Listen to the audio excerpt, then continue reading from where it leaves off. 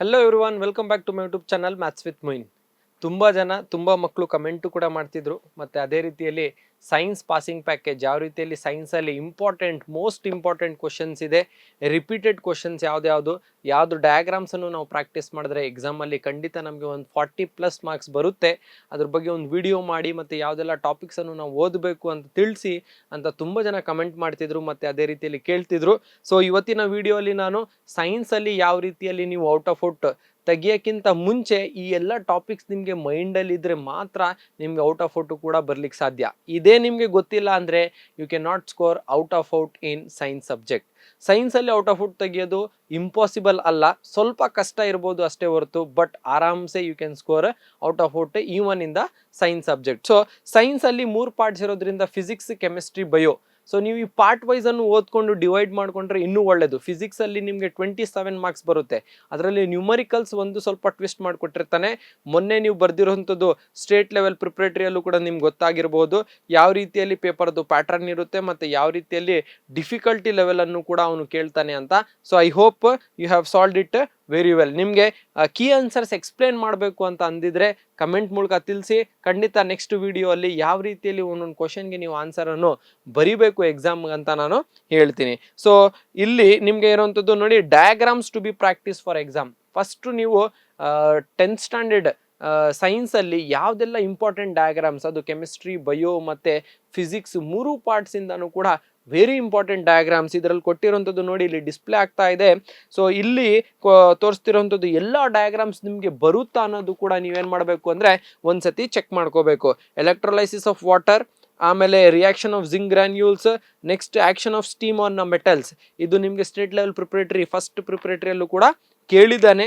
ನೀವು ಇದನ್ನು ಬಿಡಿಸಿದ್ದೀರಾ, ಡ್ರಾ ಮಾಡಿದ್ದೀರಾ ಅಂತ ಅನ್ಕೊಂಡಿದ್ದೀನಿ. ನೋಡಿ, ಸುಮ್ಮನೆ ಡಯಾಗ್ರಾಮ್ ಬಿಡಿಸೋದು ಇಂಪಾರ್ಟೆಂಟ್ ಅಲ್ಲ, ಲೇಬಲ್ ಮಾಡೋದು ಕೂಡ ಇಂಪಾರ್ಟೆಂಟೇ. ಸುಮ್ಮನೆ ಏನೋ ಒಂದು ಗೀಚಾಕ್ಬಿಟ್ಟು ಚೆನ್ನಾಗಿ ಕಾಣ್ತಿದೆ ಅಂದರೆ ಅದು ಅರ್ಥನೇ ಅಲ್ಲ. ಬಿಕಾಸ್ ಎಲ್ಲಿವರೆಗೂ ನೀವು ಲೇಬಲ್ ಮಾಡಲ್ಲ ಯಾವುದು ಏನು ಅಂತ, ನೀವು ಡ್ರಾಯಿಂಗ್ ಮಾಡಿದ್ರೂ ಕೂಡ ಅದು ಅಷ್ಟು ಮೀನಿಂಗ್ಫುಲ್ ಇರಲ್ಲ. Next electrolytic refining of copper ಏನಿದೆ ಅದು, open stomata and close stomata, pollen tube germination, structure of nephron, ಆಮೇಲೆ ಸ್ಟ್ರಕ್ಚರ್ ಆಫ್ ಹ್ಯೂಮನ್ ಹಾರ್ಟ್ ಮತ್ತು ಬ್ರೈನ್ ಎಷ್ಟು ಇಂಪಾರ್ಟೆಂಟ್ ಅಂತ ನಿಮ್ಗೆ ಆಲ್ರೆಡಿ ನಿಮ್ಮ ಟೀಚರ್ಸ್ ಹೇಳಿರ್ತಾರೆ. ನಮಗೆ ಬರ್ತಾ ಇಲ್ಲ ಸರ್, ನಾವು ಹೇಗೆ ಡ್ರಾ ಮಾಡಬೇಕು, ನನಗೆ ಇವತ್ತಿನೂ ಕೂಡ ನಾನು ಹಾರ್ಟ್ ಮತ್ತು ಬ್ರೈನ್ ಕಲ್ತಿಲ್ಲ ಅಂದರೆ ಖಂಡಿತ ಕಮೆಂಟ್ ಮೂಲಕ ತಿಳಿಸಿ. ಒಂದು ವಿಡಿಯೋನು ಕೂಡ ನಾನು ಹಾಕ್ತೀನಿ, ಎಷ್ಟು ಈಸಿ ಮೆಥಡ್ಸಲ್ಲಿ ನೀವು ಹಾರ್ಟ್ ಮತ್ತು ಬ್ರೈನನ್ನು ಆರಾಮಾಗಿ ನೀವು ಡ್ರಾ ಮಾಡ್ಕೋಬಹುದು ಅಂತಲೂ ಕೂಡ ಒಂದು ವಿಡಿಯೋ. ತುಂಬ ಟ್ರಿಕ್ಸ್ ಇದೆ ಯಾವ ರೀತಿಯಲ್ಲಿ ಹಾರ್ಟ್ ಡ್ರಾ ಮಾಡ್ಬೋದು, ಯಾವ ರೀತಿಯಲ್ಲಿ ಬ್ರೈನ್ ಡ್ರಾ ಮಾಡ್ಬೋದು ಅಂತ. ನೀವು ಕಲ್ತಿದ್ರೆ ವೆಲ್ ಆ್ಯಂಡ್ ಗುಡ್, ಕಲ್ತಿಲ್ಲ ಅಂದರೆ ಕಲ್ತ್ಕೊಳ್ಳಿ, very important. Next diagram of an electric circuit ಯಾವ ರೀತಿಯಲ್ಲಿ ಇರುತ್ತೆ, ರೆಸಿಸ್ಟರ್ಸ್ ಇನ್ ಸೀರೀಸ್ ಯಾವುದು, ಪ್ಯಾರಲಲ್ ಯಾವುದು, ಆಮೇಲೆ pattern of field around a straight current carrying conductor. ಒಂದು ಸ್ಟ್ರೇಟ್ ಕರೆಂಟ್ ಕ್ಯಾರಿಂಗ್ ಕಂಡಕ್ಟರ್ ಸುತ್ತ ಮ್ಯಾಗ್ನೆಟಿಕ್ ಫೀಲ್ಡ್ದು ಡೈರೆಕ್ಷನ್ ಯಾವ ಥರ ಇರುತ್ತೆ ಅನ್ನೋದು ಒಂದು ಡಯಾಗ್ರಾಮು. ಆಮೇಲೆ recombination of spectrum of white light, Newton spectrum ಏನಿದೆ ಅದು ಕೂಡ ಕೊಟ್ಟಿದ್ದಾರೆ. ನೆಕ್ಸ್ಟ್ ನಿಮಗೆ ವೆರಿ ಇಂಪಾರ್ಟೆಂಟ್ ಬರುವಂಥದ್ದು ನೋಡಿ, ಎಲೆಕ್ಟ್ರಿಕಲ್ ಕಾಂಪೊನೆಂಟ್ಸ್ ಮತ್ತು ಸಿಂಬಲ್ಸ್. ಎಲೆಕ್ಟ್ರಿಕಲ್ ಕಾಂಪೊನೆಂಟ್ಸ್ ಮತ್ತು ಸಿಂಬಲ್ಸಲ್ಲಿ 1 ಮಾರ್ಕ್ಸ್ ಫಾರ್ ಶೋರ್ ನಿಮಗೆ ಎಕ್ಸಾಮಲ್ಲಿ ಒಂದು ಎಲೆಕ್ಟ್ರಿಕಲ್ ಕಾಂಪೊನೆಂಟ್ ಅಥವಾ 2 ಎಲೆಕ್ಟ್ರಿಕಲ್ ಕಾಂಪೊನೆಂಟ್ ಕೇಳ್ತಾನೆ. He will ask you for 1-2 questions ಕೇಳಿಬಿಟ್ಟು 1 ಮಾರ್ಕ್ಸ್ ನಿಮಗೆ ಕೇಳ್ಬೋದು. So don't get confused. ಯಾವುದೆಲ್ಲ ಎಲೆಕ್ಟ್ರಿಕಲ್ ಸಿಂಬಲ್ಸ್ ಇದೆ ಅದನ್ನು ನೋಡಿಕೊಂಡು ಪ್ರಾಕ್ಟೀಸ್ ಮಾಡಿ. ನೆಕ್ಸ್ಟ್ ನಿಮಗೆ ಬರುವಂಥದ್ದು ಕೆಮಿಕಲ್ ಸ್ಟ್ರಕ್ಚರ್ಸ್. ನಿಮಗೆ ಈ ಕೆಮಿಕಲ್ ಸ್ಟ್ರಕ್ಚರ್ಸಲ್ಲಿ ಹ್ಯಾಲೋ ಅಲ್ಕೇನ್ಸ್ ಆಗಿರಲಿ, alcohols, aldehydes, ketones, carboxylic acid, alkenes, alkynes, ಇದರಲ್ಲಿ ನಿಮಗೆ ಎಕ್ಸಾಂಪಲ್ ಸಮೇತ ಕೇಳ್ತಾನೆ. So give an example for aldehyde ಕೇಳ್ಬೋದು, ಪ್ರೊಪೆನಾಲ್ ಸ್ಟ್ರಕ್ಚರ್ ಕೇಳ್ಬೋದು. ಸೊ ಸ್ಟ್ರಕ್ಚರ್ಸು ಮತ್ತು ಯಾವುದು ನಿಮಗೆ ಪ್ರಿಫಿಕ್ಸ್ ಮತ್ತು ಸಫಿಕ್ಸ್ ಯಾವುದೆಲ್ಲ ಆ್ಯಡ್ ಮಾಡ್ತೀರಂತನೂ ಕೂಡ ಗೊತ್ತಿರಬೇಕು. ಈ ಟೇಬಲ್ದನ್ನು ಕಲ್ತ್ಕೊಂಡ್ರೆ, ನೆನ್ಪಿಟ್ಕೊಂಡ್ರೆ ಆರಾಮಾಗಿ ನೀವು ಈ ಟೈಪಲ್ಲಿ ಯಾವುದೇ ಒಂದು ಕ್ವಶನ್ ಕೇಳಿದ್ರು ನಿಮಗೆ ಕೆಮಿಸ್ಟ್ರಿಯಲ್ಲಿ 1 ಮಾರ್ಕ್ಸ್ ಪಕ್ಕ ಹೋಗೋದೇ ಇಲ್ಲ, ಹೋಗಲಿಕ್ಕೆ ಚಾನ್ಸು ಕೂಡ ಇಲ್ಲ. ಫಂಕ್ಷನಲ್ ಗ್ರೂಪು ಕೂಡ ಅಷ್ಟೇ. ಫಂಕ್ಷನಲ್ ಗ್ರೂಪ್ ಯಾವ್ದು, ಆಲ್ಕೋಹಾಲ್ಗೆ OH ಆ್ಯಡ್ ಮಾಡ್ತೀರಾ, ಆಲ್ಡಿಹೈಡ್ಗೆ CHO ಆ್ಯಡ್ ಮಾಡ್ತೀರಾ, ಕೀಟೋನಿಕ್ ಗ್ರೂಪ್ ಅಂದರೆ CO, that is C double bond O, carboxylic acid ಇದ್ರೆ COOH. ಯಾವ ರೀತಿಯಲ್ಲಿ ಸ್ಟ್ರಕ್ಚರ್ ಇದೆ ಫಂಕ್ಷನಲ್ ಗ್ರೂಪ್ ಅದ್ರಲ್ಲಿ ಆ್ಯಡ್ ಮಾಡ್ತೀರಾ ಅನ್ನೋದು ಕೂಡ ನೀವು ನೋಡ್ಕೊಳ್ಳಿ. Next structure of carbon compounds ಇದು ಸ್ಟ್ರಕ್ಚರ್ಸ್ ಯಾವ ಥರ ಇರುತ್ತೆ ನೋಡಿ, ವೆರಿ ಇಂಪಾರ್ಟೆಂಟ್. ಇದು 1 ಮಾರ್ಕ್ಸ್ ಕೇಳಿದ್ದ. ಆಮೇಲೆ ಎಲೆಕ್ಟ್ರಾನ್ ಡಾಟ್ ಸ್ಟ್ರಕ್ಚರ್, ಇದು ಕೂಡ 1 to 2 ಮಾರ್ಕ್ಸ್ ನಿಮಗೆ ವೆರಿ ಇಂಪಾರ್ಟೆಂಟ್, ಕೇಳ್ತಾನೆ. ಇದು ಈ ಸ್ಟೇಟ್ ಲೆವೆಲ್ ಪ್ರಿಪ್ರೇಟರಿಯಲ್ಲೂ ಕೂಡ ಕೇಳಿದ್ದ. So electron dot structure of ethene, methane, and ethane. ಅದೇ ರೀತಿಯಲ್ಲಿ structure of cyclohexane, structure of isomers that is butane. ನೋಡಿ ಸ್ಟ್ರಕ್ಚರಲ್ ಐಸೋಮರಿಸಮ್ಸ್ ಯಾವುದು, ಮಾಲಿಕ್ಯುಲರ್ ಫಾರ್ಮುಲಾ ಸೇಮ್ ಇರುತ್ತೆ, ಸ್ಟ್ರಕ್ಚರಲ್ ಫಾರ್ಮುಲಾ ಡಿಫ್ರೆಂಟ್ ಇರುತ್ತೆ, ಅದನ್ನು ಸ್ಟ್ರಕ್ಚರಲ್ ಐಸೋಮರಿಸಮ್ ಅಂತ ಕರಿತೀವಿ. ಅದರಲ್ಲಿ ಬ್ಯೂಟೇನ್ ಇದೆ, ಆಮೇಲೆ ಸ್ಟ್ರಕ್ಚರ್ ಆಫ್ ಬೆಂಜೀನು ಕೂಡ ಕೊಟ್ಟಿದ್ದಾನೆ. ಇದನ್ನು ಕೂಡ ನೀವು ಪ್ರಾಕ್ಟೀಸ್ ಮಾಡಿ ಓದ್ಕೋಬೇಕು. ಆಮೇಲೆ ಸೈಂಟಿಫಿಕ್ ಲಾಸ್, ಯಾವುದೆಲ್ಲ ಇಂಪಾರ್ಟೆಂಟ್ ಲಾಸ್ ನಿಮ್ಗೆ ಎಕ್ಸಾಮಲ್ಲಿ ಬರುತ್ತೆ ಅನ್ನೋದು ಕೂಡ ಇಲ್ಲಿ ಲಿಸ್ಟ್ ಮಾಡಿದ್ದಾರೆ. ದಟ್ ಈಸ್ ಓಮ್ಸ್ ಲಾ ಆಗಿರಲಿ, ಜೌಲ್ಸ್ ಲಾ ಆಗಿರಲಿ, right hand thumb rule, Fleming's left hand rule, loss of reflection, loss of refraction. ಈ ಎರಡರಲ್ಲಿ ತುಂಬ ಮಕ್ಕಳು ಕನ್ಫ್ಯೂಸ್ ಆಗ್ತಿದ್ದಾರೆ. ಮೊನ್ನೆನೂ ಕೂಡ ಎಕ್ಸಾಮ್ ಬರೆಯುವಾಗ ಲಾಸ್ ಆಫ್ ರಿಫ್ಲೆಕ್ಷನ್ ಕೇಳಿದರೆ ರಿಫ್ರಾಕ್ಷನ್ ಬಗ್ಗೆ ಬರೆದಿರ್ತಾರೆ. So don't get confused in the laws of reflection and laws of refraction. ರಿಫ್ಲೆಕ್ಷನ್ನೇ ಬೇರೆ, ರಿಫ್ರಾಕ್ಷನ್ನೇ ಬೇರೆ. ರಿಫ್ಲೆಕ್ಷನ್ ಅಂದರೆ bouncing back of light. Light ಏನಾಗುತ್ತೆ, ಬೌನ್ಸ್ ಆಗಿ ಮತ್ತೆ ವಾಪಸ್ ಬರುತ್ತೆ, ಅದನ್ನು ರಿಫ್ಲೆಕ್ಷನ್ ಅಂತ ಕರಿತೀವಿ. ರಿಫ್ರಾಕ್ಷನ್ ಅಂದರೆ bending of light when it passes from one medium to another medium. Light bend ಆಗೋದನ್ನು ರಿಫ್ರಾಕ್ಷನ್ ಅಂತ ಕರಿತೀವಿ. ಲೈಟ್ ಬೌನ್ಸ್ ಬ್ಯಾಕ್ ಆಗಿ ಮತ್ತೆ ವಾಪಸ್ ಬಂದರೆ ಅದೇ ಮೀಡಿಯಮ್ಗೆ, ಅದನ್ನು ನಾವು ರಿಫ್ಲೆಕ್ಷನ್ ಅಂತ ಕರಿತೀವಿ. ಎರಡಕ್ಕೂ ಕೂಡ ಎರಡು ಲಾಸ್ ಇದೆ. ಒಂದು ಲಾ ಇಬ್ಬರಲ್ಲೂ ಕೂಡ, ಅಂದರೆ ಎರಡು ಆನ್ಸರ್ಗೂ ಕೂಡ ಸೇಮ್ ಇರುತ್ತೆ, ಒಂದು ಲಾ ಮಾತ್ರ ಬೇರೆದಿದೆ. ಅದನ್ನು ಸ್ವಲ್ಪ ನೋಡ್ಕೊಳ್ಳಿ, ಹುಷಾರಾಗಿ ಪ್ರಾಕ್ಟೀಸ್ ಮಾಡಿ. ನೆಕ್ಸ್ಟ್ ಬರುವಂಥದ್ದು ಡಿಫ್ರೆನ್ಸ್ ಆಫ್ ಕಾನ್ಸೆಪ್ಟ್ಸ್. ಡಿಫ್ರೆನ್ಸ್ ಯಾವ್ದಾವ್ದರಲ್ಲಿ ನೀವು ಓದ್ಕೋಬೇಕು, ಇಂಪಾರ್ಟೆಂಟ್ ಕೇಳ್ತಾನೆ ಅಂತ. ಸ್ಯಾಚುರೇಟೆಡ್, ಅನ್ಸ್ಯಾಚುರೇಟೆಡ್, ನೋಡಿ 4 ಪಾಯಿಂಟ್ಸ್ ಇದೆ. 4 ಪಾಯಿಂಟ್ಸು ಕೂಡ ಓದಿರ್ಬೇಕು ನೀವು. 2ಕ್ಕೆ ಸೀಮಿತ ಆಗಬೇಡಿ, 4 ಪಾಯಿಂಟ್ಸ್ ಓದಿರಿ. ಅದರಲ್ಲಿ ನಿಮಗೆ ಅಟ್ಲೀಸ್ಟ್ 2 ನೆನಪು ಬಂದಾಗ ನೀವು 2 ಬರಿಬಹುದು. Next arteries and veins difference ಏನು? Concave mirror, convex, very important. Concave mirror, convex mirror, convex lens, concave lens. ಆಮೇಲೆ ನಿಮಗೆ ಮಾಡೆಲ್ ಪೇಪರಲ್ಲಿ ನೀವು ನೋಡ್ಬೋದು, ಕಾನ್ಕೇವ್ ಮಿರರ್, ಕಾನ್ಕೇವ್ ಲೆನ್ಸ್, ಇದ್ರ ಮಧ್ಯದಲ್ಲಿ ಡಿಫ್ರೆನ್ಸ್ ಕೇಳ್ಬಿಡ್ತಾನೆ. ಅರ್ಥ ಆಯ್ತಾ? ಸೊ ನೀವು ಕ್ವಶನ್ ಓದುವಾಗ ಹುಷಾರಾಗಿ ಓದಿ, ಅವ್ನು ಲೆನ್ಸ್ ಕೇಳಿದಾನ, ಮಿರರ್ ಕೇಳಿದಾನ, ಕಾನ್ಕೇವ್ ಕೇಳಿದಾನ, ಕಾನ್ವೆಕ್ಸ್ ಕೇಳಿದಾನ, ಇದರಲ್ಲಿ ವ್ಯತ್ಯಾಸ ನಿಮ್ಗೆ ಗೊತ್ತಿರಬೇಕು. ಆ್ಯಂಡ್ ನಿಮಗೆ ಈಗ ಇದನ್ನು ಓದುವಾಗ ಅಥವಾ ನಾನು ಹೇಳುವಾಗ ನಿಮಗೆ ಕನ್ಫ್ಯೂಸ್ ಆಗ್ತಿದೆ, ವೆಕ್ಸ್, ಕಾನ್ವೆಕ್ಸ್, ಮಿರರ್ ಯಾವುದು, ಲೆನ್ಸ್ ಯಾವುದು ಗೊತ್ತೇ ಆಗ್ತಿಲ್ಲ ಅಂದಾಗ ದಯವಿಟ್ಟು ನಿಮ್ಮ ಟೆಕ್ಸ್ಟ್ ಬುಕ್ಕಲ್ಲಿ ಮಿರರ್ ಅಂದರೆ ಒಂದು ಇಮೇಜ್ ಕೊಟ್ಟಿರ್ತಾನೆ, ಲೆನ್ಸ್ ಅಂದರೆ ಒಂದು ಇಮೇಜ್ ಕೊಟ್ಟಿರ್ತಾನೆ, ಅದನ್ನು ನೋಡಿ ಮೈಂಡಲ್ಲಿ ಪ್ರಿಂಟ್ ಹಾಕ್ಕೊಳ್ಳಿ. ಇಮೇಜ್ ಮಿರರ್ ಅಂದರೆ ಯಾವುದು, ಕಾನ್ಕೇವ್ ಮಿರರ್ ಅಂದರೆ ಯಾವುದು, ಕಾನ್ವೆಕ್ಸ್ ಮಿರರ್ ಅಂದರೆ ಯಾವುದು, ಕಾನ್ವೆಕ್ಸ್ ಲೆನ್ಸ್ ಅಂದರೆ ಯಾವುದು, ಕಾನ್ಕೇವ್ ಲೆನ್ಸ್ ಅಂದರೆ ಯಾವುದು ಅಂತ ಮೈಂಡಲ್ಲಿ ಇಟ್ಕೊಂಡ್ರೆ ನಿಮಗೆ ಡಿಫ್ರೆನ್ಸ್ ಬರೆಯೋದು ತುಂಬ ಈಸಿ ಆಗುತ್ತೆ. Exothermic reaction, endothermic reaction, biodegradable, non biodegradable, voltmeter, ammeter, blood ಮತ್ತು ಲಿಂಫ್, ಇದು ಇಷ್ಟು ಕೂಡ ವೆರಿ ಇಂಪಾರ್ಟೆಂಟ್. ಯಾವುದಾದ್ರೂ ನಿಮಗೆ ಎಕ್ಸಾಮಲ್ಲಿ ಕೇಳಬಹುದು. Next balanced chemical equation. Chemical equations ಅನ್ನು ಬ್ಯಾಲೆನ್ಸ್ ಮಾಡುವಂಥದ್ದು. That is reaction between zinc and sulphuric acid, displacement reaction, combination reaction, double displacement reaction, neutralisation reaction. ಇದೆಲ್ಲ ರಿಯಾಕ್ಷನ್ಸು ಡೆಫಿನೇಷನ್ಸು, ಅದ್ರ ಜೊತೆಯಲ್ಲಿ ನಿಮ್ಮ ಈಕ್ವೇಷನ್ನು ಕೂಡ ಹೇಗೆ ನೀವು ಬ್ಯಾಲೆನ್ಸ್ ಮಾಡಿ ಬರಿತೀರ ಅನ್ನೋದು ಕೂಡ ವೆರಿ ಇಂಪಾರ್ಟೆಂಟ್. ನಿಮಗೆ 1 ಮಾರ್ಕ್ಸ್ ಡೆಫಿನೇಷನ್ ಕೇಳಬಹುದು. ಡಬಲ್ ಡಿಸ್ಪ್ಲೇಸ್ಮೆಂಟ್ ನಿಮಗೆ ಮಲ್ಟಿಪಲ್ ಚಾಯ್ಸಲ್ಲೂ ಕೇಳ್ಬಿಡ್ತಾನೆ sometimes. So be very much careful and practice. ಆಮೇಲೆ ನೋಡಿ, burning of coal, C+O2 gives CO2, gas format, gas liberate ಆಗುತ್ತೆ. ಫಾರ್ಮೇಷನ್ ಆಫ್ ವಾಟರ್, ಯಾವ ರೀತಿಯಲ್ಲಿ H2 ಮತ್ತು O2 ರಿಯಾಕ್ಟ್ ಆದಾಗ ನೀರು ಬರುತ್ತೆ, ಅದನ್ನು ಬ್ಯಾಲೆನ್ಸ್ ಮಾಡೋವಂಥದ್ದು. ಇದೆಲ್ಲದನ್ನು ಕೂಡ ನೀವು ಇದರಲ್ಲಿ ಏನೇನು ಕೊಟ್ಟಿದ್ದೀನಲ್ಲ, ಇದನ್ನು ಬೇಕಂದರೆ ನೀವು ಪಾಸ್ ಮಾಡಿ ಬರ್ಕೊಳ್ಳಿ. ಈ ಇಂಪಾರ್ಟೆಂಟ್ ಪಾಯಿಂಟ್ಸನ್ನು, ವೆರಿ ಇಂಪಾರ್ಟೆಂಟ್ ರಿಯಾಕ್ಷನ್ಸನ್ನು ಕೂಡ ನೀವು ಮನೆಯಲ್ಲಿ ಪ್ರಾಕ್ಟೀಸ್ ಮಾಡಬೇಕು ಅಂತ ಕೇಳ್ಕೊತಿದ್ದೀನಿ.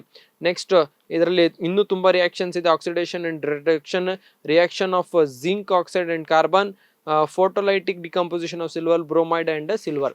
ಇಷ್ಟು ರಿಯಾಕ್ಷನ್ಸನ್ನು ನೀವು ಪ್ರಾಕ್ಟೀಸ್ ಮಾಡಿದ್ರೆ ಖಂಡಿತ ಒಂದಂತೂ ಏನು ನಿಮಗೆ ಎಕ್ಸಾಮ್ಗೆ ಬಂದೇ ಬರುತ್ತೆ. ನೆಕ್ಸ್ಟ್ ನಿಮಗೆ ಬರುವಂಥದ್ದು ಇಷ್ಟಾಯಿತು. ಆಮೇಲೆ ಇದರಲ್ಲೇ ಇದೆ ಡೆಫಿನೇಷನ್. ನಿಮಗೆ ಡೆಫಿನೇಷನ್ಸ್ ಆಫ್ ಕಾನ್ಸೆಪ್ಟ್ಸ್ ಇದೆ, ಡೆಫಿನೇಷನ್ಸ್ ಇದೆ ನೋಡಿ. ಡೆಫಿನೇಷನ್ಸ್ ಬಿಟ್ಬಿಟ್ಟಿದ್ದಾರೆ. Definitions very important. ಡೆಫಿನೇಷನ್ ಅದು ಲೈಟ್ ಲೆಸನ್ನಿಂದ principal axis, radius of curvature, focal length, focal point, focus, optic centre, power of lens, solenoid ಅಂದರೆ ಏನು, ರಿಫ್ರಾಕ್ಟಿವ್ ಇಂಡೆಕ್ಸ್ ಅಂದರೆ ಯಾವುದು, ಮ್ಯಾಗ್ನಿಫಿಕೇಶನ್ ಅಂದರೆ ಏನು, electric current, decomposition reaction, displacement reaction, ಇದೆಲ್ಲ ಇಷ್ಟು ಎಷ್ಟು ಡೆಫಿನೇಷನ್ಸ್ ಇದೆ. ಸ್ಟೊಮ್ಯಾಟಾ ಅಂದರೆ ಏನು, ಜಿಯೋಟ್ರೋಪಿಸಮ್, ಹೈಡ್ರೋಟ್ರೋಪಿಸಮ್, ಫೋಟೋಟ್ರೋಪಿಸಮ್. ಸರ್ ಇಷ್ಟೆಲ್ಲ ಓದಬೇಕಾ ಸರ್, ಯಾವುದಾದ್ರೂ ಇನ್ನೂ ಈಸಿ ಮೆಥಡ್ ಹೇಳ್ಕೊಡಿ ಸರ್ ಅಂದರೆ ಖಂಡಿತವಾಗ್ಲೂ ಕೂಡ ನೀವು ಇಷ್ಟೆಲ್ಲ ಓದಲೇಬೇಕು. ಇದರಲ್ಲಿ ಯಾವುದಾದ್ರೂ 2ರಿಂದ 3 1 ಮಾರ್ಕ್ ಕ್ವಶನ್ ನಿಮಗೆ ಬಂದೇ ಬರುತ್ತೆ. ಇಷ್ಟು ನೀವು ಪ್ರಾಕ್ಟೀಸ್ ಮಾಡಿ ಬರೆದು ಪ್ರಾಕ್ಟೀಸ್ ಮಾಡಿ ನೆನಪಲ್ಲಿ ಇಟ್ಕೊಂಡ್ರೆ ಖಂಡಿತ ನಿಮಗೆ ಇದರಲ್ಲೇ 2 ಮಾರ್ಕ್ಸ್ ಆದರೂ ಖಂಡಿತ ಸಿಗುತ್ತೆ. ಸೊ ನೀವು ಇದನ್ನು ಪ್ರಾಕ್ಟೀಸ್ ಮಾಡಲೇಬೇಕು. ಸರ್ ಇನ್ನೂ ಈಸಿ ಇದರಲ್ಲೂ ಚೂಸ್ ಮಾಡ್ಕೊಡಿ ಅಂದರೆ ಆಗಲ್ಲ, ಇಷ್ಟೆಲ್ಲನೂ ಕೂಡ ಇಂಪಾರ್ಟೆಂಟ್. ಬಿಕಾಸ್ ಸೈನ್ಸಲ್ಲಿ ಇದೇ ಬರುತ್ತೆ ಅಂತ ನಾವು ಗೆಸ್ ಮಾಡೋದು ತುಂಬ ಕಷ್ಟ ಇದೆ, ಅದು ನಿಮಗೂ ಕೂಡ ಗೊತ್ತಿದೆ. ಆಮೇಲೆ ಯೂಸಸ್ ಆಫ್ ಕೆಮಿಕಲ್ ಕಾಂಪೌಂಡ್ಸ್, ಯಾವ ರೀತಿಯಲ್ಲಿ ಯಾವ್ಯಾವ ಕೆಮಿಕಲ್ ಕಾಂಪೌಂಡ್ಸ್ ಎಲ್ಲೆಲ್ಲಿ ಯೂಸ್ ಮಾಡ್ತೀವಿ. ಸೋಡಿಯಂ ಕಾರ್ಬೋನೇಟ್ ಯೂಸಸ್ ಏನು, 4 ಪಾಯಿಂಟ್ಸ್ ಇದೆ. ಅದರಲ್ಲಿ 4 ಪಾಯಿಂಟು ನೆನ್ಪಿಟ್ಕೊಳ್ಳಿ. ಎಕ್ಸಾಮಲ್ಲಿ ಬರೆಯುವಾಗ 2 ಪಾಯಿಂಟ್ಸ್ 2 ಕೇಳಿದರೆ 2 ಪಾಯಿಂಟ್ ನೀವು ಆರಾಮಾಗಿ ಬರಿಬೋದು. ಸೊ ಇದರಲ್ಲಿ 4 ಪಾಯಿಂಟ್ಸ್ ಇದೆ. ಎಲ್ಲ ಪಾಯಿಂಟ್ಸನ್ನು ನೀವು ಬೈ ಹಾರ್ಟ್ ಮಾಡಿ. ಖಂಡಿತವಾಗ್ಲೂ ಕೂಡ ಇದರಲ್ಲಿ ಏನು ಬಾರ್ಗೇನಿಂಗ್ ಮಾಡಕ್ಕೆ ಹೋಗ್ಬೇಡಿ. ಸರ್ 2 ಓದ್ಕೋತೀವಿ, 3 ಓದ್ಕೋತೀವಿ ಸಾಕು, ಏನು ಮಿಕ್ಕಿದ್ದು ಒಂದು ಬೇಡ ಅಂತ. 4 ಇದ್ರೆ 4 ಓದಿ, 3 ಇದ್ರೆ 3 ಓದಿ. ಎಕ್ಸಾಮ್ ಟೈಮಲ್ಲಿ ಎಲ್ಲ 4 ನೆನಪು ಬರಲ್ಲ times.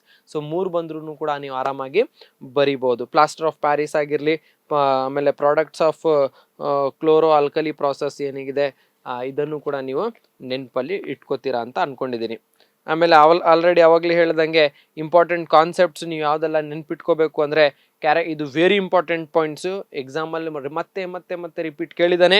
Characteristics of magnetic field lines, factors affecting the resistance of conductor, overloading ಅಂದರೆ ಏನು, ಆಮೇಲೆ ಯಾವ ರೀತಿಯಲ್ಲಿ ನೀವು ಪ್ರಿವೆಂಟ್ ಮಾಡ್ತೀರಾ, ಅರ್ಥಿಂಗ್ ಅಂದ್ರೆ ಏನು, ಫಂಕ್ಷನ್ಸ್ ಆಫ್ ಅರ್ಥ್ ಅಥವಾ ಅರ್ಥಿಂಗ್ ಎರಡೂ ಒಂದೇ. ಫಂಕ್ಷನ್ಸ್ ಆಫ್ ಅರ್ಥ್ ಅಂದ್ರೆ ಏನು, ಅರ್ಥಿಂಗ್ ಅಂದ್ರೆ ಏನು, ಎರಡಕ್ಕೂ ಕೂಡ ಆನ್ಸರ್ ಒಂದೇ ಇರೋದ್ರಿಂದ very important to be remember.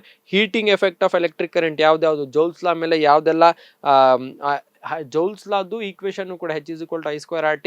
ಅದ್ರ ಜೊತೆಯಲ್ಲಿ ಎಲ್ಲಿ ಇದು ಪ್ರಾಕ್ಟಿಕಲ್ ಆಗಿ ನೀವು ನೋಡ್ಬೋದು ಅನ್ನೋದು ಕೂಡ. ಅಪ್ಲಿಕೇಶನ್ಸ್ ಆಫ್ ಹೀಟಿಂಗ್ ಎಫೆಕ್ಟ್ ಯಾವ್ದು, ಅದರಲ್ಲಿ it is used in electric iron, toaster, oven, heater. It is used to produce light in the case of bulb. It is used in the fuse of electric bulb. ಇದು state level preparatory ಅಲ್ಲೂ ಕೂಡ ಕೇಳಿದ, model papers ಅಲ್ಲೂ ಕೂಡ ಕೇಳಿದಾನೆ. Very important ಇದು. Advantages of tungsten in making electric bulb. Tungsten related ಒಂದು ಕೇಳ್ತಾನೆ. ನನ್ನ ಗೆಸ್ ಪ್ರಕಾರ ಫೈನಲ್ ಎಕ್ಸಾಮಲ್ಲಿ ಟಂಗ್ಸ್ಟನ್ ಬಲ್ಬ್ ಬಗ್ಗೆ ಕೇಳ್ತಾನೆ. ಏನಕ್ಕೆ ಟಂಗ್ಸ್ಟನ್ ಅನ್ನು ಯೂಸ್ ಮಾಡ್ತೀರಾ, because it has high melting point, tungsten is a high resistivity ಅಂತ. ಆಮೇಲೆ ಪೊಟೆನ್ಷಿಯಲ್ ಡಿಫರೆನ್ಸ್ ಅಂದ್ರೆ ಏನು, parts of human eye and their function very important. Cornea ಏನು ಮಾಡುತ್ತೆ, ಐರಿಸ್ ಏನು ಮಾಡುತ್ತೆ, ಪ್ಯೂಪಿಲ್ ಏನು ಮಾಡುತ್ತೆ, ಐ ಲೆನ್ಸ್ ಏನು ಮಾಡುತ್ತೆ, ರೆಟಿನಾ ಏನು ಮಾಡುತ್ತೆ. ಆಮೇಲೆ uses of concave mirror, convex mirror, mechanism of functions of human eye, power of accommodation ಅಂದ್ರೆ ಏನು. ಆಮೇಲೆ ಗಿವ್ ರೀಸನಿಂಗ್ ಅಲ್ಲಿ ನೋಡಿ, ಸ್ಟಾರ್ಸ್ ಅಪಿಯರ್ ಟು ಟ್ವಿಂಕಲ್, ಏನಕ್ಕೆ ಸ್ಟಾರ್ಸ್ ಟ್ವಿಂಕ್ಲಿಂಗ್ ಆಗಿ ಅಪಿಯರ್ ಆಗುತ್ತೆ, ಏನಕ್ಕೆ ಪ್ಲಾನೆಟ್ಸ್ ಟ್ವಿಂಕ್ಲಿಂಗ್ ಅಪಿಯರ್ ಆಗಲ್ಲ, ಸನ್ ಅಪಿಯರ್ ರೆಡ್ಡಿಶ್ ಏನಕ್ಕೆ, colour of the sky blue ಏನಕ್ಕಿರುತ್ತೆ, sky appears dark instead of blue to an astronaut ಏನಕ್ಕೆ, signal light is red in colour ಏನಕ್ಕೆ, Tyndall effect ಅಂದ್ರೆ ಏನು, ರೇನ್ಬೋ ಫಾರ್ಮೇಷನ್ ಅಂದ್ರೆ ಏನು, ಈ ತರ ಎಲ್ಲ. ಅಡ್ವಾನ್ಸ್ ಸನ್ರೈಸ್ ಮತ್ತೆ ಡಿಲೇಡ್ ಸನ್ರೈಸ್ ಯಾವಾಗ ಆಗುತ್ತೆ, Newton's experiment to show the sunlight made up of 7 colours ಅದೇನು. ನೋಡಿ ಇಷ್ಟೆಲ್ಲ ಗಿವ್ ರೀಸನಿಂಗು ನಿಮಗೆ ಹ್ಯೂಮನ್ ಐ ಮತ್ತು ಅಟ್ಮಾಸ್ಫಿಯರಿಕ್ ರಿಫ್ರಾಕ್ಷನ್ ಅಂತ ಟಾಪಿಕ್ ಏನಿದೆ ಇದರಿಂದ ಕೇಳುವಂಥದ್ದು. ಯಾವುದಾದ್ರೂ ಒಂದಂತೂ ಪಕ್ಕಾ ಗ್ಯಾರಂಟಿ ಕೇಳ್ತಾನೆ. ಸೊ ಮಿಸ್ ಮಾಡ್ದಲ್ಲ ಇದನ್ನು ಓದ್ಕೊಳ್ಳಿ, ವೆರಿ ಇಂಪಾರ್ಟೆಂಟ್ ಇದೆ. ಮತ್ತು ವೆರಿ ಶಾರ್ಟಾಗಿ ಕೊಟ್ಟಿದ್ದಾನೆ ಇದರಲ್ಲಿ. ನಾನು ಏನು ಸರ್ ಓದ್ಕೊಂಡು ಹೊಂಟೋಗ್ತಿದ್ದೀರಲ್ಲ ಸರ್ ನೀವು ಅಂದರೆ, ಖಂಡಿತ ಇಷ್ಟೆಲ್ಲ ಇಂಪಾರ್ಟೆಂಟ್. ನಾನು 1 by 1 line by line explain ಮಾಡ್ಕೊಂಡು ನಿಂತ್ಕೊಂಡ್ರೆ ಆಲ್ರೆಡಿ ಮಿಡ್ ನೈಟ್ ಆಗೋಗಿದೆ. ನಾನು ವಿಡಿಯೋ ಮಾಡ್ತಿರೋದು ಈಗ ಸದ್ಯಕ್ಕೆ ರಾತ್ರಿ 1 ಗಂಟೆ ಆಗಿದೆ. ನಿಮ್ಗೆ ಯಾರಿಗೂ ಕೂಡ ಗೊತ್ತಿಲ್ಲ ಅನ್ಸುತ್ತೆ, ಮಿಡ್ ನೈಟಲ್ಲಿ ನಾನು ನಿಂತ್ಕೊಂಡು ವಿಡಿಯೋ ರೆಕಾರ್ಡ್ ಮಾಡ್ತಿರೋದು, ಆಮೇಲೆ ಕೂತ್ಕೊಂಡು ಎಡಿಟಿಂಗು ಕೂಡ ಮಾಡಿ ಅಪ್ಲೋಡ್ ಮಾಡಬೇಕು. ಸೊ ದಯವಿಟ್ಟು ಎಲ್ಲರೂ ಕೂಡ ಹೋಗಿ ಕಮೆಂಟ್ ಮಾಡಿ, ಯಾರೆಲ್ಲ ಇಲ್ಲಿವರೆಗೂ ನೋಡಿದ್ದೀರಾ ನಿಮ್ಮ ಫ್ರೆಂಡ್ಸ್ಗೂ ಕೂಡ ಈ ವಿಡಿಯೋನು ಶೇರ್ ಮಾಡಿ, ಸಬ್ಸ್ಕ್ರೈಬ್ ಮಾಡಿ, ಮತ್ತು ಅಲ್ಲಿ ಹೈಪ್ ಅನ್ನೋದು ಒಂದು ಬಟನ್ ಇರುತ್ತೆ, ಅದನ್ನು ಕೂಡ ಪ್ರೆಸ್ ಮಾಡಿ ನನ್ನ ವಿಡಿಯೋನು ಕೂಡ ಹೈಪ್ ಮಾಡಿ. ನಿಮ್ಮ ಕಮೆಂಟ್ಸೇ ನನಗೆ ಈ ಮಿಡ್ ನೈಟಲ್ಲೂ ನಿಂತ್ಕೊಂಡು ವಿಡಿಯೋ ಮಾಡಲಿಕ್ಕೆ ಶಕ್ತಿ ಕೊಡುತ್ತೆ. ಸೊ ನೀವು ಎಲ್ಲರೂ ಕೂಡ ಕಮೆಂಟ್ ಮಾಡಿ ನೆಕ್ಸ್ಟು ಯಾವ ಕಂಟೆಂಟ್ ಬಗ್ಗೆ ಮಾತಾಡಬೇಕು ಅಂತ. Next, rancidity can be prevented. ಯಾವ ರೀತಿಯಲ್ಲಿ rancidity, methods to prevent rancidity, corrosion ಅಂದರೆ ಏನು, ನ್ಯೂಟ್ರಲೈಸೇಷನ್ ರಿಯಾಕ್ಷನ್ ಅಂದರೆ ಏನು, ಆಮೇಲೆ pH scale, properties of ionic compounds ಅಂದರೆ ಏನು, importance of pH in every day life, ಇದೆಲ್ಲ ವೆರಿ ಇಂಪಾರ್ಟೆಂಟ್ ಟಾಪಿಕ್ಸು. ಇದರಲ್ಲಿ ಏನೆಲ್ಲ ಡಿಸ್ಪ್ಲೇ ಆಗ್ತಾ ಇದೆ ಇದೆಲ್ಲ ಪಾಯಿಂಟ್ಸನ್ನು ನೀವು ವಿಡಿಯೋ ಬೇಕಂದರೆ ಪಾಸ್ ಮಾಡಿ 2 ನಿಮಿಷ ಪಾಸ್ ಮಾಡಿ ಯಾವುದೆಲ್ಲ ಪಾಯಿಂಟ್ಸ್ ಇದನ್ನು ಬರ್ಕೊಳ್ಳಿ, ನೋಟ್ ಡೌನ್ ಮಾಡ್ಕೊಳ್ಳಿ, ಆಮೇಲೆ ನೀವು ಓದೋಕ್ಕೆ ಸ್ಟಾರ್ಟ್ ಮಾಡಿ. ಆಮೇಲೆ ನಿಮಗೆ ಕ್ಲಾಸ್ ವರ್ಕಲ್ಲಿ ಇರುತ್ತೆ. ಪಾಯಿಂಟ್ಸನ್ನು ಮಾತ್ರ ನೆನ್ಪಿಟ್ಕೊಂಡು ಅಥವಾ ಹೈಲೈಟ್ ಅಥವಾ ಟಿಕ್ ಮಾಡಿಕೊಂಡ್ರೆ ಈ ಪಾಯಿಂಟ್ಸನ್ನು ನೀವು ಆರಾಮಾಗಿ ಪ್ರಾಕ್ಟೀಸ್ ಮಾಡ್ಬೋದು. Next methods of asexual reproduction in organism ಯಾವುದೆಲ್ಲ ಇದೆ, binary fusion, multiple fusion, fragmentation, regeneration, budding, spore formation, vegetative propagation. ಇದರಲ್ಲಿ ಒಂದಂತೂ ಯಾವುದಾದ್ರೂ ಒಂದು ಕೇಳ್ತಾನೆ. ಅಡ್ವಾಂಟೇಜಸ್ ಆಫ್ ವೆಜಿಟೇಟಿವ್ ಪ್ರೊಪಗೇಷನ್ ಕೇಳ್ತಾನೆ. Structure of placenta, functions of placenta, placenta ಏನು ಮಾಡುತ್ತೆ, ಸ್ಟ್ರಕ್ಚರ್ ಹೇಗಿರುತ್ತೆ, ಏನು ಅದ್ರದ್ದು ಫಂಕ್ಷನ್, ಮೇಲ್ ರಿಪ್ರೊಡಕ್ಟಿವ್ ಸಿಸ್ಟಮ್ ಅಲ್ಲಿ ಏನೆಲ್ಲ ಇದೆ, ಅದ್ರದ್ದು ಪಾರ್ಟ್ಸ್ ಏನೇನು ವರ್ಕ್ ಮಾಡುತ್ತೆ, ಫೀಮೇಲ್ ರಿಪ್ರೊಡಕ್ಟಿವ್ ಸಿಸ್ಟಮ್ ಅಲ್ಲಿ ಓವರಿ, ಫೆಲೋಪಿಯನ್ ಟ್ಯೂಬ್ ಮತ್ತೆ ಯುಟೆರಸ್ ಏನು ವರ್ಕ್ ಮಾಡುತ್ತೆ, ಇದ್ರದ್ದು ಫಂಕ್ಷನ್ಸ್ ಏನು. Contraceptive methods to avoid pregnancy, ಇದು ಕೂಡ ವೆರಿ ಇಂಪಾರ್ಟೆಂಟ್. ಆಮೇಲೆ ಇನ್ನು ತುಂಬಾ ಪಾಯಿಂಟ್ಸ್ ಇದೆ, ಇಲ್ಲಿ ಆಲ್ರೆಡಿ ಡಿಸ್ಪ್ಲೇ ಆಗ್ತಿದೆ, ನೀವು ನೋಡ್ತಿದ್ದೀರಾ ಅಂತ ಅನ್ಕೊಂಡಿದ್ದೀನಿ. ನೋಟ್ ಮಾಡಿಕೊಂಡು ಇದನ್ನು ಓದ್ಕೊಳ್ಳಿ. ಮತ್ತೆ ಮೋಸ್ಟ್ ಇಂಪಾರ್ಟೆಂಟ್ ಇದರಲ್ಲಿ ಇರುವಂಥದ್ದು ಇದೆಲ್ಲ ಆದಮೇಲೆ functions of ozone layer, U V rays ಏನು ಮಾಡುತ್ತೆ, ozone depletion, chlorofluorocarbons, very important question. It is due to chemical like chlorofluorocarbon, CFCs. Effects of ozone depletion ಆಗಿರಲಿ. ಆಮೇಲೆ sex determination in human being, very important. Break down of glucose in various pathways, formation of compound of electrons, ಇಷ್ಟು. ಆಮೇಲೆ finally ನಿಮ್ಗೆ ಹೇಳ್ಬೇಕಂದ್ರೆ Mendel's experiment on inheritance of traits, checker board ಏನಿದೆ very important. ಯಾವ F1 ಮತ್ತು F2 generation ಯಾವ ರೀತಿಯಲ್ಲಿ ಬರುತ್ತೆ, 3:1 ಫಿನೋಟೈಪಿಕ್ ಮತ್ತು ಜಿನೋಟೈಪಿಕ್ ರೇಷಿಯೋ ಪ್ರಾಕ್ಟೀಸ್ ಮಾಡಿ ಯಾವ ರೀತಿಯಲ್ಲಿ ಚೆಕ್ಕರ್ ಬೋರ್ಡ್ ಡ್ರಾ ಮಾಡಬೇಕು ಅಂತಲೂ ಕೂಡ ನೀವು ಅದನ್ನು ಬರ್ಕೊಂಡು ನೆನ್ಪಿಟ್ಕೊಳ್ಳಿ. Finally last but not the least, I lesson ಇಂದ ಮಯೋಪಿಯಾ, ಹೈಪರ್ಮೆಟ್ರೋಪಿಯಾ, ಪ್ರೆಸ್ಬಯೋಪಿಯಾ ಅಂದ್ರೆ ಅರ್ಥ ಏನು, ರೀಸನ್ಸ್, ಕಾಸಸ್ ಏನೇನಾಗುತ್ತೆ, ಕರೆಕ್ಷನ್ಸ್ ಯಾವ್ಯಾವ್ದು ಲೆನ್ಸ್ ನೀವು ಯೂಸ್ ಮಾಡ್ತೀರಾ ಅನ್ನೋದು ಕೂಡ ಟ್ಯಾಬ್ಯುಲರ್ ಕಾಲಮ್ ಮುಖಾಂತರ ಕೊಟ್ಟಿದ್ದಾರೆ. ತುಂಬ ಚೆನ್ನಾಗಿ ಕೊಟ್ಟಿದ್ದಾರೆ, ಅದನ್ನು ಮೈಂಡಲ್ಲಿ ಇಟ್ಕೊಳ್ಳಿ. ನೆಕ್ಸ್ಟ್ ಗ್ಲ್ಯಾಂಡ್ಸ್ ಮತ್ತು ಹಾರ್ಮೋನ್ಸ್ ಫಂಕ್ಷನ್ಸ್ ಯಾವುದು, ಪಿಟ್ಯೂಟರಿ ಗ್ಲ್ಯಾಂಡ್ ಯಾವ ಹಾರ್ಮೋನ್ ಮತ್ತು ಫಂಕ್ಷನ್ಸ್ ಏನು ಇದ್ರದ್ದು, ಈ ಥರ ಎಲ್ಲ ಪಾಯಿಂಟ್ಸ್ ಇದೆ. ಇದನ್ನು ಕೂಡ ನೋಟ್ ಮಾಡಿಕೊಂಡು ಓದ್ಕೊಳ್ಳಿ. ಪ್ಲಾಂಟ್ ಹಾರ್ಮೋನು ಕೂಡ ಅದೇ ರೀತಿಯಲ್ಲಿ ಕೊಟ್ಟವನೆ, ಪಾರ್ಟ್ಸ್ ಆಫ್ ಬ್ರೈನ್ ಮತ್ತು ಫಂಕ್ಷನ್ಸು ಕೂಡ ಇದರಲ್ಲೇ ಕೊಟ್ಟಿದ್ದಾನೆ. ಸೊ ಇಷ್ಟು ನಿಮ್ಮ ವೆರಿ ಇಂಪಾರ್ಟೆಂಟ್ ಮತ್ತು ಮೋಸ್ಟ್ ರಿಪೀಟೆಡ್ ಮಿಷನ್ 40 ಅಥವಾ ಟಾರ್ಗೆಟ್ 40 ಅನ್ನೋದು mindful physics, mindful biology, mindful chemistry ಅನ್ನೋ ಒಂದು ಭಾಗದಿಂದ ಇಷ್ಟು ಇಂಪಾರ್ಟೆಂಟ್ ಟಾಪಿಕ್ಸನ್ನು ನೀವು ಬೈ ಹಾರ್ಟ್ ಮಾಡ್ತಿರೋ, ನೋಡ್ತಿರೋ, ನೆನಪಲ್ಲಿ ಇಟ್ಕೊಡ್ತಿರೋ ನಿಮ್ಗೆ ಬಿಟ್ಟಿದ್ದು. ಬೈ ಹಾರ್ಟ್ ಮಾಡೋದು ಅಷ್ಟು ಇದಲ್ಲ. ನಿಮ್ಗೆ ಗೊತ್ತಿರೋ ಹಾಗೆ ಸೈನ್ಸನ್ನು ಬೈ ಹಾರ್ಟ್ ಮಾಡಿದ್ರೆ ನಿಮಗೆ ಏನೂ ಬರೆಯೋಕ್ಕಾಗಲ್ಲ. ಬಟ್ ಸ್ಟಿಲ್ ನಮ್ಗೆ ಏನೂ ತಲೆಗೆ ಹೋಗ್ತಾ ಇಲ್ಲ ಸರ್ ಅಂದರೆ ಇಷ್ಟು ಪಾಯಿಂಟ್ಸನ್ನು ನೀವು ಬೈ ಹಾರ್ಟ್ ಮಾಡಿದ್ರೂ ಪರವಾಗಿಲ್ಲ, ನೆನ್ಪಿಟ್ಕೊಳ್ಳಿ. ಬೈ ಹಾರ್ಟ್ ಮಾಡ್ತಿರೋ, ಬರೀತಿರೋ, ಪ್ರಾಕ್ಟೀಸ್ ಮಾಡ್ತಿರೋ, ಬಟ್ ಈ ಎಕ್ಸಾಮಲ್ಲಂತೂ ಒಳ್ಳೆ ರಿಸಲ್ಟ್ ಕೊಡಬೇಕು, ಒಳ್ಳೆ ಮಾರ್ಕ್ಸ್ ಬರಬೇಕು. ಇಷ್ಟು ತಿಂಗಳು ಇಷ್ಟು ದಿನ ನೀವೇನು ಮಾಡ್ತೀರಿ ಅದು ಗೊತ್ತಿಲ್ಲ, ಇನ್ನು ಮುಂದೆ ಏನು ಮಾಡ್ತೀರಾ ಅದೇ ಇಂಪಾರ್ಟೆಂಟ್. ಬಿಕಾಸ್ ಇನ್ನೇನು ಎಕ್ಸಾಮ್ ಬಂದೇ ಬಿಡ್ತು, ಕಣ್ಣು ಮುಚ್ಚಿ ಓಪನ್ ಮಾಡಿದ ತಕ್ಷಣವೇ ಎಕ್ಸಾಮ್ ಬರುತ್ತೆ. ಸೊ ಈ ಎಕ್ಸಾಮ್ಗೆ ಪ್ರಿಪೇರ್ ಆಗ್ತಿದ್ದೀರಾ ಅಂತ ಅಂದ್ಕೊಂಡಿದ್ದೀನಿ. ಇದೇ ರೀತಿಯಲ್ಲಿ ಬೇರೆ ಯಾವ ಟಾಪಿಕ್ ಬಗ್ಗೆ ನಿಮ್ಗೆ ವಿಡಿಯೋ ಬೇಕು ಅಂತ ಹೋಗಿ ಬೇಗ ಕಮೆಂಟ್ ಮಾಡಿ, ಖಂಡಿತ ಕಮಿಂಗ್ ವಿಡಿಯೋಲಿ ಅದ್ರ ಬಗ್ಗೆ ಮಾತಾಡ್ತೀನಿ.